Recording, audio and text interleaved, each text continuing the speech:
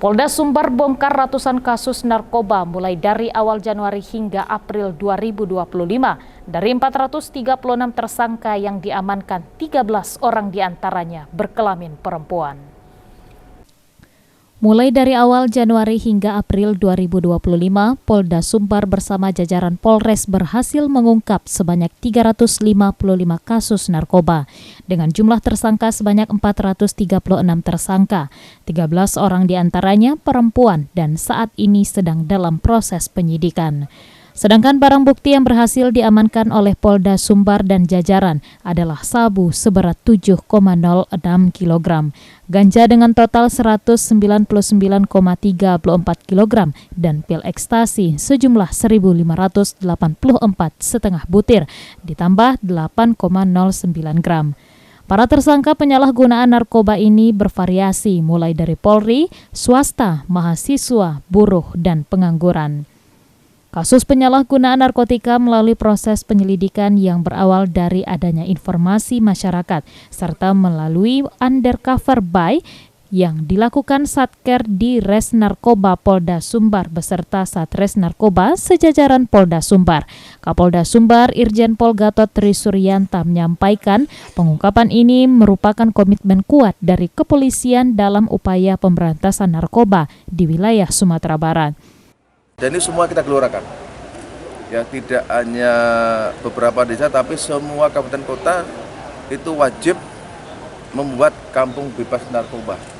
Semua kita libatkan di situ, dan alhamdulillah kemarin Pak Gubernur juga akan buat peraturan gubernur untuk membiayai di tingkat nagari. Artinya bahwa narkoba ini menjadi musuh kita bersama, kita perangi. Ya. Intinya adalah bahwa kami Polda Sumatera Barat, ya, ingin menyelamatkan generasi muda kita, jadi jangan sampai gara-gara rubah masa depannya jadi suram. Ini terus terang saja rekan-rekan ketahui bahwa penyalahgunaan narkoba itu rata-rata dari masyarakat yang ekonomi lemah. Jadi mereka itu paling banyak yang jadi kurir.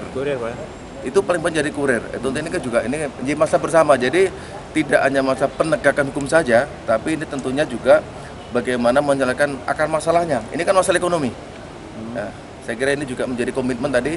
Forkopimda itu sudah komitmen bagaimana mencari solusi yang terbaik sehingga betul-betul semua harus satu komitmen, satu kesepakatan.